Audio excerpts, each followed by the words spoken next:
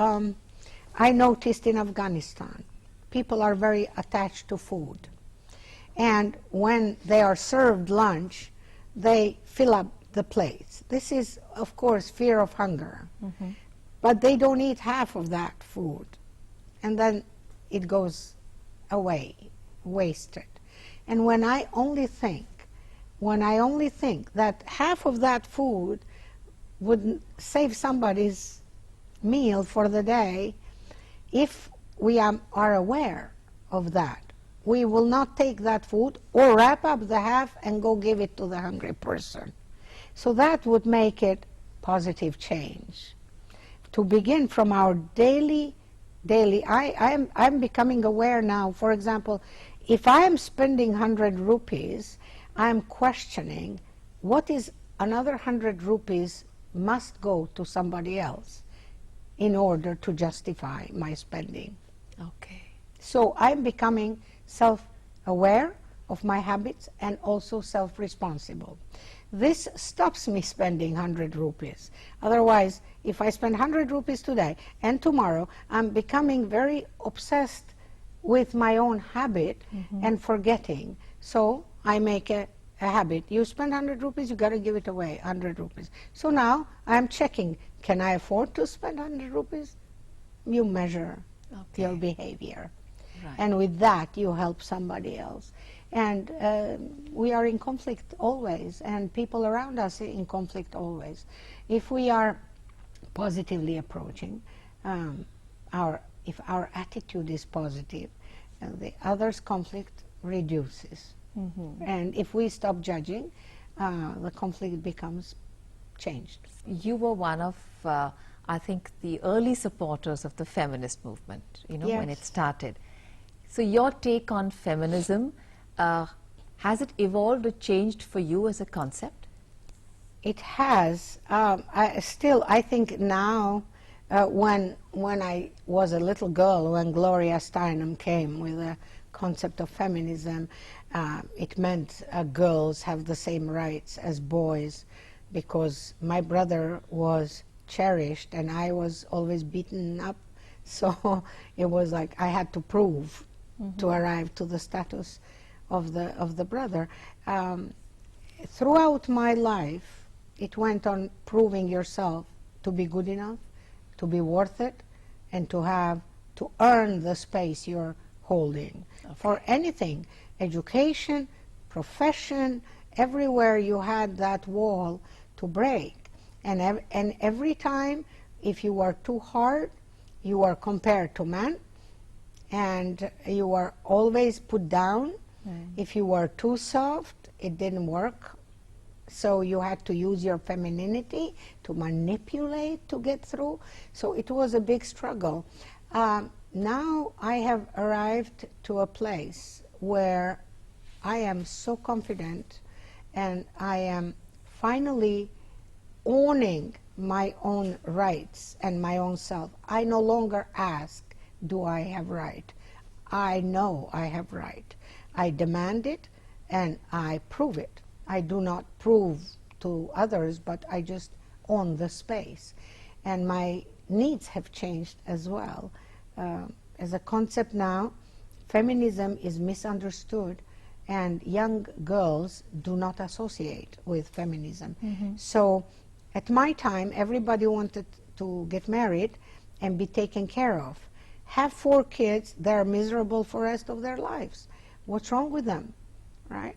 And now, what, 50 years later, 40 years, 45, 50 years later, again, girls are only seeking security through man, and they're not developing the values.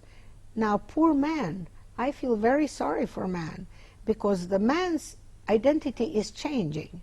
Now the world has changed. Now imagine man have to go to work 2 jobs to feed the family. And woman sitting at home is miserable. And then she goes all day, I am not good enough, I am not respected, I am not this, I am not that. I am only looking at this aspect of equality in sharing together the goodness, the burdens, the challenges. And when man and woman share together, there is no problem with feminism, because men are feminists as well. Men need woman in their life. Man need love. Man need caring. Without woman, man is a lonely soul. How can they survive? They can survive less than us. So I think feminism for me now has come to a fruition where I feel as an accomplished woman, happy woman, happy woman. So if I die today, I have no regrets. Now, I don't have a family. I've never been married. I don't have my own children. I have raised many children, and I have many children in many countries. And I feel like a mother to so many. And I feel like a very beautiful woman, because all I do is project love, project happiness, and empower others to be beautiful the way they are. So violence has disappeared from my life. I don't see it, I don't feel it, because I have arrived and eradicated from my mind. You have many children in many countries. Yes. You write a lot for many children. Tell us about Yes. this experiment of yours. Well, I love children. I love children. I love their imagination. I love their sincerity, their purity. And I think, having grown up as a very sad child in life, because of life, I always try to bring happiness to children. Okay. And so in Afghanistan, I have a few children that I sponsor, and I monitor their education. And one of my children is a boy called Fawad.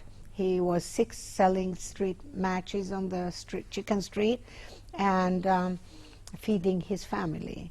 And so he was so brilliant that he spoke in 10 languages, few words. So all foreigners would fall in love with him and buy his matches.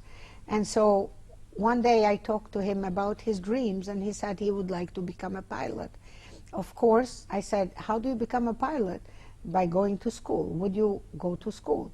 So he agreed to go, and I put him on a private school and monitor him. Now he's 6th grade, and he was picked up by a French director, and they made a movie called Bouskashi Boys, and he acted in this movie. Suddenly the movie is becoming a success, and made it to a couple of festivals, and is nominated for Oscar. Wow. Can you imagine? It's an amazing movie. 20 minutes, short movie. And he calls me mother, and I say to him, now do not get sidetracked by this fame. Fame comes and goes, but you must stay in school, because the only way you can become a pilot, and I can be on the first class. I'm waiting for that. So the bond is there, and I have girls like that, rape victims, in 5, 6, 7 years old. It breaks your heart, and you become very protective of these children. So I try to portray a beautiful world, so they can see it. In the stories and that I you write stories for them, so when they read them, they feel a little bit better than their reality. You say it's not only important to change your thought, it's also important to change the environment, what you eat, everything around you, your surroundings. Yes. Let's talk about that. Food is essential. I mean, we must first think what we put in our mouth, and nowadays everything is really so artificial. Our bodies go out because we are very automatic. We don't pay attention. We don't develop rituals, and we don't taste. True.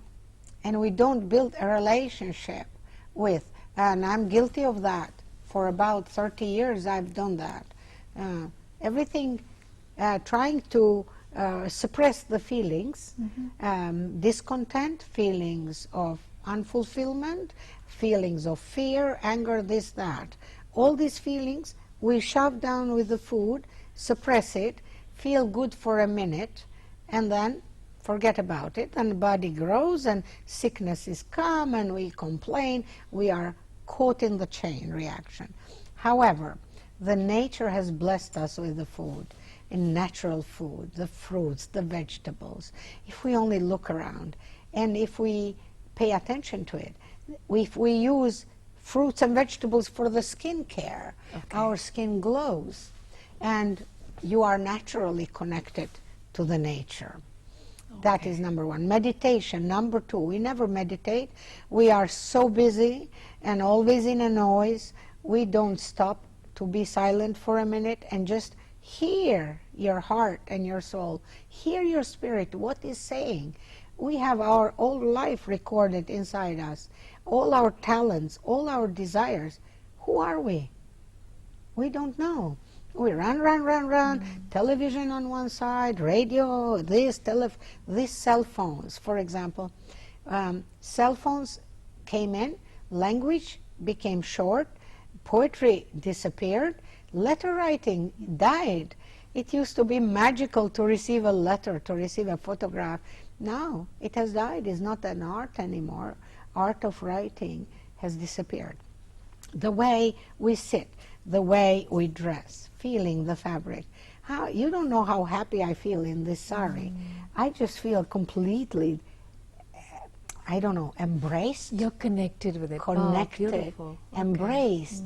And I am just thanking this sari for this feeling. It's so fantastic. So becoming aware on everything that we do from morning. It's so busy. It's such a hard work. But once we have it as a habit, it flows like a river. It flows. And this is so important. What thoughts you are thinking, what food you are eating, what breath you are breathing, what water you are drinking, what kind of language you are using to the people. Are you talking negatively? Are you, I can feel people's anger through one line on an email. And I'm like, whoa, this person is really angry. And I send in love and send in good thoughts and good language and send it back. Usually people who don't want to change, they run away. They drop from your sphere because they cannot handle the positivity. They just go away. But those who need change, they're lifted up. And it's wonderful. They see an opportunity, so they grab that. Absolutely. It's everywhere, every second. You've been through a lot of personal tragedy, sad times personally. You've been through a lot of other people's tragedies and their sad times. Yes. Blame is one of the easiest things to come up with when one is going through a bad time. How does one stop blaming and claiming? That's a very hard question because that's our judge in us. Guilt is number one, the most wasted feeling ever, that we get so hooked into it and we don't rationalize. Because guilt comes first and then we blame, or blame ourselves or blame the others. But we always have a reason why we are feeling the way we are feeling. Now, to stop that, it's forgiveness must come up first. You have to forgive yourself and forgive the other at all times. So how do you forgive yourself? In front of the mirror. I forgive you for this. It's okay, you did it. Whatever you decide to do, go and ask the other person to forgive you. That's very difficult. Yes. That is very, very difficult. Now, I learned in meditation techniques that before you go ask forgiveness to the other person, you can do it in silence of your own mind through meditation. So you close your eyes, you breathe in and breathe out till your mind comes down.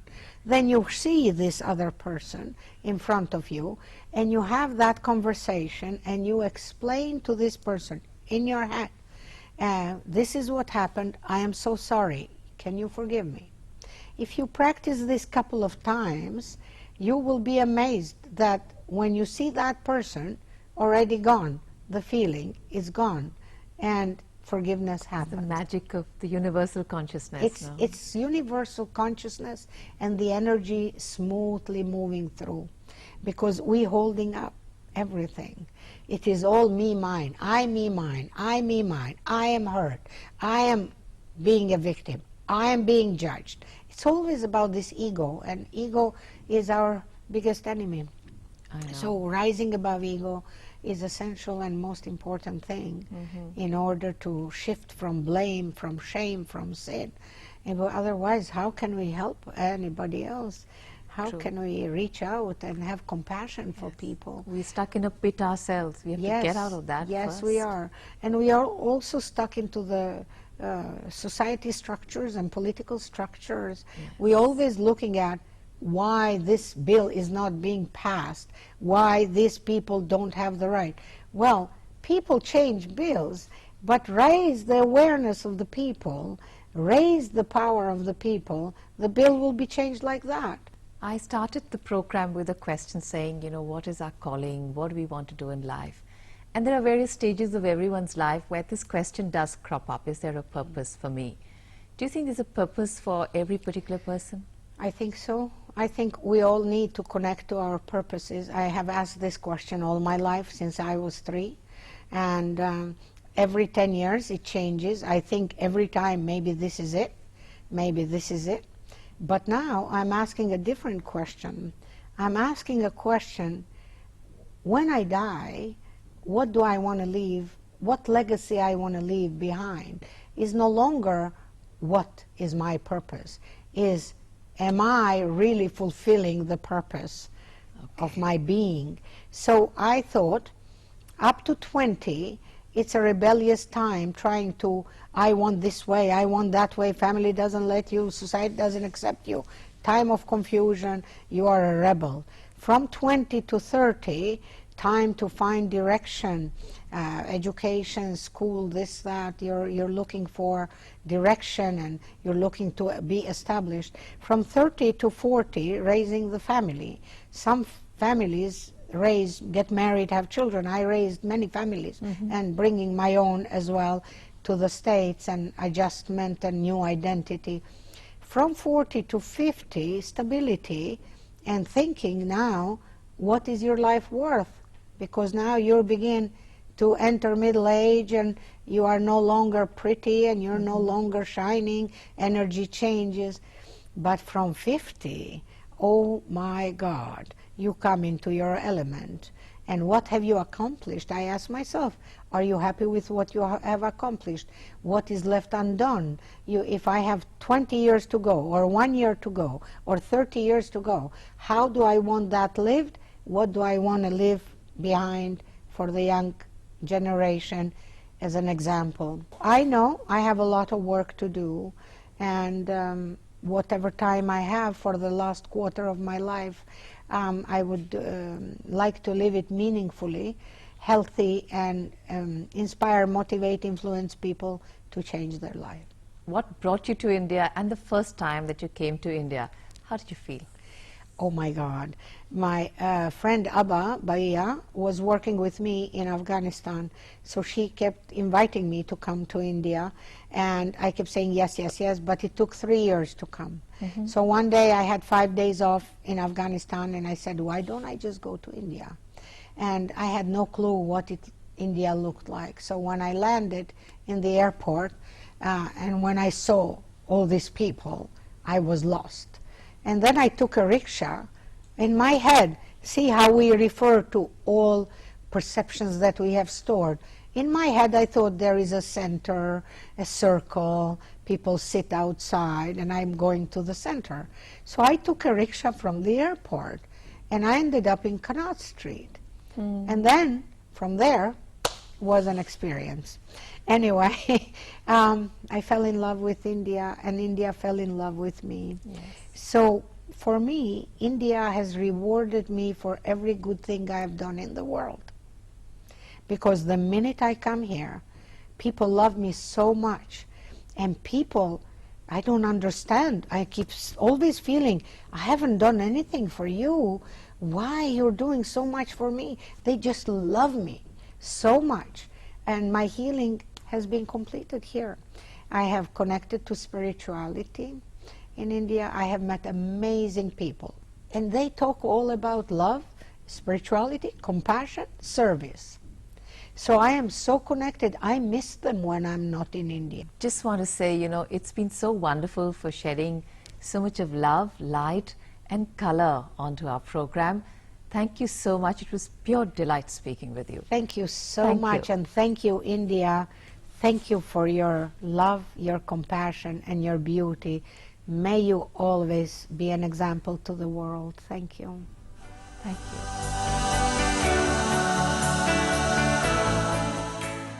तुमको लगा तुमको लगा India जम के लगा India दिल से cheer करो इंडिया गले का ख्याल हम रखेंगे विक्स की गोली दे खिचखिच से लंबी राहत गुरु गोविंद दो खड़े काके लागू मार बलिहारी गुरु आपकी जो गोविंद दियो बता गुरु तो एक जीवन की बहुत बड़ी घटना है और जहां आदमी झुकता है वहीं गुरु मिल जाता है। जैसे एक शिष्य को गुरु की तलाश होती है वैसे ही एक गुरु को अच्छे शिष्य की भी तलाश होती है। भर भर प्यार